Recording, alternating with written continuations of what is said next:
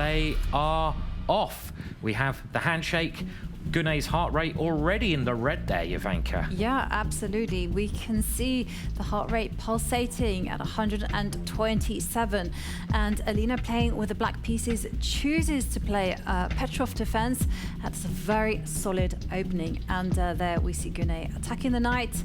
And now Alina capturing the pawn. The two actually had a battle in this variation back in 2021 in the Women's Grand Prix. And there it was a victory for Gunay. Yeah, you can see this as a solid defense because we evaluate the position as what you should all do at home with two factors, the pawn structure and the pieces. And the pawn structure is symmetrical, and that means you have a more equal battle. But of course, then you concentrate on the pieces, and white has more developed pieces, and white's already castled the king. That last move, though, Alina brings out her last, what we call minor piece. Minor piece is a knight or bishop. Gunay just getting a pawn chain, and Alina castling. So a very solid start to this first game. Yeah, absolutely. And if white doesn't actually do anything, then black will just say, I've got a great position. And that's why Gunay actually asks the question to the bishop, forces it to take a step back. And again, now the pressure is on white. How is white going to actually achieve something? Are they going to take control of the E-line? Are they actually going to play in a more risky fashion by pushing pawns in front of the king? The choice, for a second I thought she was going to go 2 squares forward with that pawn, but instead she actually pushes the g-pawn 1 square in order to break this nasty pin. Yeah, I mean, it still seems fairly even. Let's remember we have the evaluation bar over there on the right-hand side, which is just very slightly in white's favor, but I would say equal at the moment pretty much. Heart rates, it looks like Alina has got good control of her heart rate, really. And one important factor about this position is that open line in the middle of the board where there's no pieces on one line, and that's called an open file. What works well on open files? Pieces that move in a straight line, so the rooks. So there you go, a rook moves to that straight file. You want to try to take it over, get the territory. If your opponent moves the piece there, you might be able to take their piece.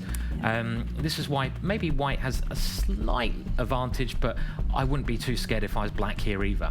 I would also not be very scared, despite the bar actually preferring white's position. The only thing I have to say about black's position, black has to be very careful because white does have the potential to expand with the pawns. So for instance, as we've seen, Gunay advancing her pawn to h4, but it's also possible to do the same on the opposite side of the board. Push it a2, a4, followed by a5. And it's not easy for black to actually come up with a good way of actively improving the pieces.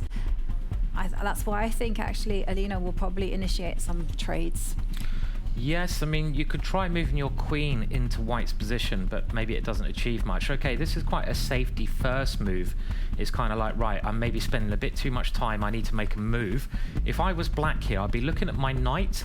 The black knight does not look like a good piece, so I'd be bringing that back in. But a very interesting move here. That h-pawn, my favorite attacking unit, is starting to cause black a little bit of problems there. That little pawn on the right-hand side can move forwards again. Okay, good move from Alina, stopping it going any further, but white does have a space advantage now, and you can see that she's using that space advantage to move her pieces into better squares, and that knight is heading to a beautiful square, which that light square on the L shape, and if it gets there, I would definitely prefer white quite massively. There could even be big attacks against black's king, so this is starting to turn in Gunay's favor. Definitely. And I have to say it's probably time for Alina to bail out and initiate those trades. And we see Alina ticking down close to the 1 minute mark. Her heart rate still relatively stable. And actually she goes for a risky approach, actually, you know, keeping the tension in the position and going forward with the queen. And Gunay actually now herself offering that trade. She's saying, look at that. We trade queens. I have a great knight sitting on the f5 square. I have the potential to advance forward with my pawns. And look at the heart rate, Ivanka. I know. Oh, 162. Is that our highest heart rate so far? I think it might be the highest we've had so far in this event. incredibly high heart rate of Gunay. I think she's getting excited. I think she realizes that her position is very tasty and that she should be, well, maybe converting this into a win. I mean, that's, I think, what she's got going through her mind at the moment. I like this last move from Alina. She had to do something a bit drastic, and this is offering a change of pawn structure. If the white rook takes that one, the pawn can recapture, but you get rid of the knight then. But all in all, the white knight is dominating the board, and that's Black's problem here. That is certainly Black's problem, and she does As I say that, trade. It was a surprising decision because the knight did stand so well, but instead, okay, Gunay is now saying, you know what, let's play rook and bishop versus rook and knight. Don't like that. I mean, I think Black could have moved the knight to d8 there and re-centralized the knight.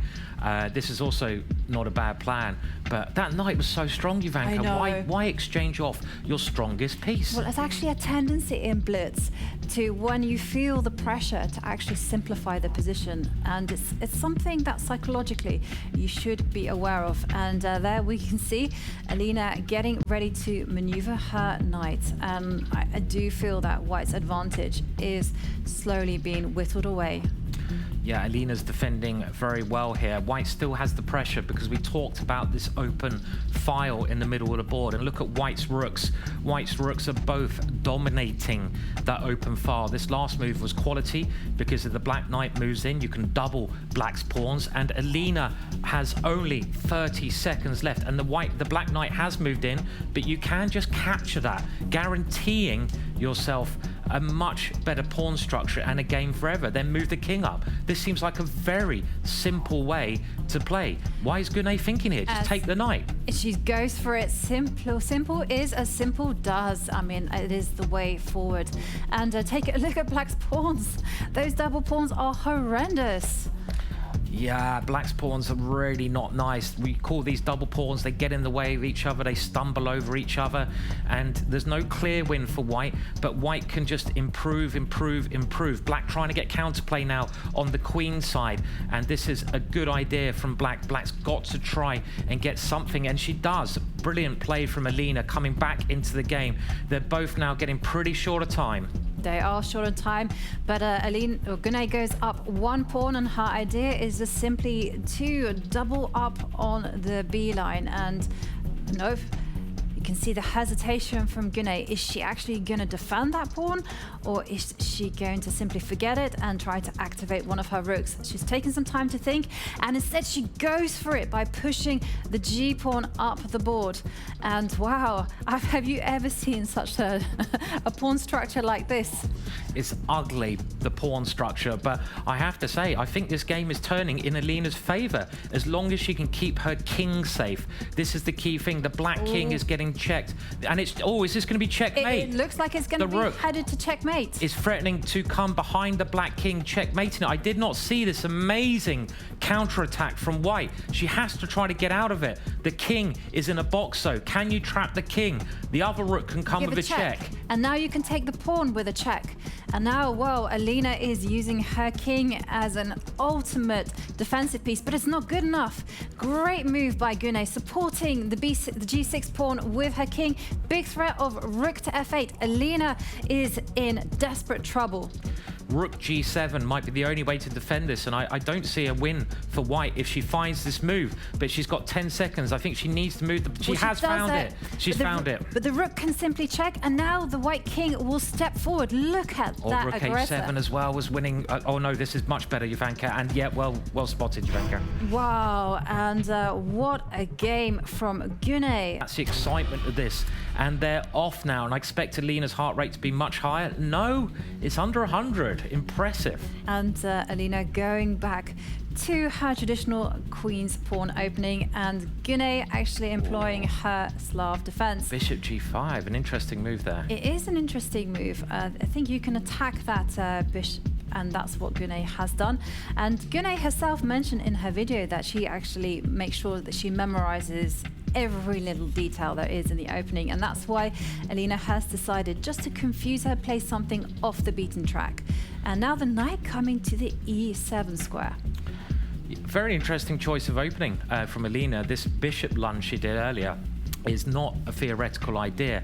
I'm not sure I completely like it, because again we have a symmetrical pawn structure, and that means the chances of the draw are much higher. With a symmetrical pawn structure, you've got to use your pieces, and remember, white has to win this game. The bishop now should retreat, and she's going for a central lunge after that bishop comes back. Still lots of play left, all the pieces remain on the board, but white's really got to get those pieces motoring, and black's played the opening, I feel, very, very well here. There we go, the pawn comes forwards in the middle, white trying to take over the center of the board, but white's got so many pieces that need to get into the game. The bishop, the knight, they're blocking the king from castling.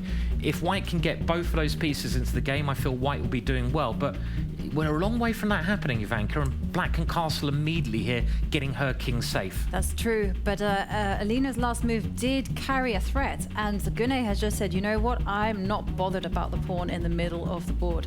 You can take it, and like you've indicated, white has a big problem with development. That's right, so white can win a pawn in the middle now, but this comes at extreme risk because the white king will be opening itself out. Is it worth winning a pawn to expose your king? And I don't know, at this time limit, I wouldn't really want to take that pawn. I'd want to play something a bit safer, get my king castled first. And it takes white 3 moves to castle the king. So how's she going to do this? I don't see an easy way of getting that king safe. And I just feel black's position is a lot easier to play. Black's heart rate very high. Alina keeping her heart rate in check. I was wondering about this move, but can black win a pawn now? I don't know. It looks risky. It looks very risky to go pawn grabbing, and Gunay says, you know what? I don't want to even calculate it. I'm instead going to attack the queen. White should move the queen out of the eye line of that bishop, and now it's possible to take that pawn. But no. Okay, instead, Gunay just attacking the queen and the bishop. Great move. And queen goes back. Now, knight takes bishop. What about the other knight coming in? Ooh. Oh, I thought the other knight could have jumped in there.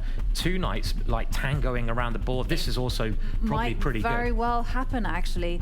Once, if the queen or the rook captures that knight, your idea of putting the knight to the f4 square is going to come into play. There you go. And now the rook steps back. But you can take on g2. Oh, no. Look at the bar. Look at the evaluation bar. It's gone totally in black's favor. That knight has dived in. It's checked. It's won a pawn. White's position is really crumbling here. 2 bishop advantage for black as well. This looks terrible for white. The opening just hasn't gone well here, Ivanka. No, absolutely hasn't. I mean, take a look at how many squares the black pieces control, and you can see the excitement in Gunay's heart rate. It's gone up to 151. She knows she has a fantastic position, so I'm guessing she's going to capture in the middle, and after, if white were to play pawn takes, she is just going to explode open the white king and hunt it down, and that's why the queen has been forced to capture. But goodness me, black can play anything. It's spoiled for choice. Yeah, I mean, evaluation bar says it's massively in black's favor. I don't realize why it's so much, because, okay, it's only 1 pawn, and I like this last move. This pushes the black bishop back even further. There is an open line towards black's king. Okay, a counter-aggressive move from black there. I mean, clearly, black is doing well being a pawn up, but it's not over yet by any means. You can try to get your knights jumping towards black's king, get the rook on the open file. You've got to gamble here. You've got nothing to lose. You've got to win this game, and you've got a hopeless position. Just throw pieces towards black's king. Do or die. It's time to do it. It is absolutely true there, Simon. You just have to just find good ways to harmonize the pieces, and that's why you see Alina push the pawn. But ultimately, black does have a very safe way of developing. He can just now, it's time to develop the light square bishop, park it on the c6 square, where it's bearing down on the f3 pawn. I love the way you say that. Bearing down. I know. Yeah, I'm just rubbing it in. Yeah, poor Alina. She's getting bared down. But I don't know, there's still a little bit of chance. If you can get the white rook over one square, there she comes. She's got a big, well, she's got a threat now. Queen takes pawn over near the black king, get an attack going. If the bishop now pops out, you might be able to sack the exchange. So good defensive move from black, moving the king to a safer square. Now just throw the rook into the position or the knight. You've got to just go for it here. Looking good for Gunay, but there's still chances in Armageddon, as always. This last move, trying to move the king up and then get the other rook over, looks pretty sensible. Valuation bar does not like it, but it's not as clear as evaluation bar says. Well, there's still life, there's still hope, and Alina is keeping the game alive. She's moving her queen, attacking the e6 pawn, and now this is where it gets super critical because Gunay is under the 1 minute mark, and look at that, she has one eye on the clock. The heat is on. Wow, wow, wow, wow, wow, wow, wow, wow, wow, wow, wow. The heat is on. Don't get me singing. You don't want to hear that. And what a bit of a passive move there, b3. I don't like that. And this move looks like a killer. Black is now actually starting an attack. It's not just the black king which can be attacked, the white king, and very powerful moves from Gunay there. That pawn running through the middle, and you can take this with the pawn again, attacking the queen. And whose king is weaker? I think it's the white king. The white king is completely naked. It is. I mean, that king needs to put some clothes on. Exactly. And Alina is trying. We have to give her credit after her disastrous opening. She is fighting. She's still alive, and the players now down to under 30 seconds. Alina now sacrificing a rook for a bishop in order to generate something, but it really is asking for a miracle. Very impressive play from Gunay. That last move just covers a lot of squares near the black king. And now she's trying to swap off the queens. White has to keep the queens on, but look at the king and queen. The king and white queen are on the same file. If a black rook comes over, it will win the white queen. So she has to move the king, losing more time. Gunay's heart rate going through the roof here. She knows she steps away from victory, steps away from getting more money and getting into the next round of Armageddon. Is there any chances for white here? No, absolutely not. And the problem is white's king. I mean, it's out there in the open, and Alina only with 10 seconds to try to hold on. But that's why she just throws the h-pawn forward. Why not? You might as well give it a go. And Gunay actually capturing the pawn. Gunay nearly blundered there by the looks of it. She nearly moved her queen and gave it away. There's always chances in Armageddon, and that was a good defensive move. But the queen and knight coordinate very well. Can white? White is threatening checkmate. Can black get there first? The rook comes in. This is still very unclear now because black's king is in some danger here. The queen will come off. Queen goes to d2, and that's it. Handshake.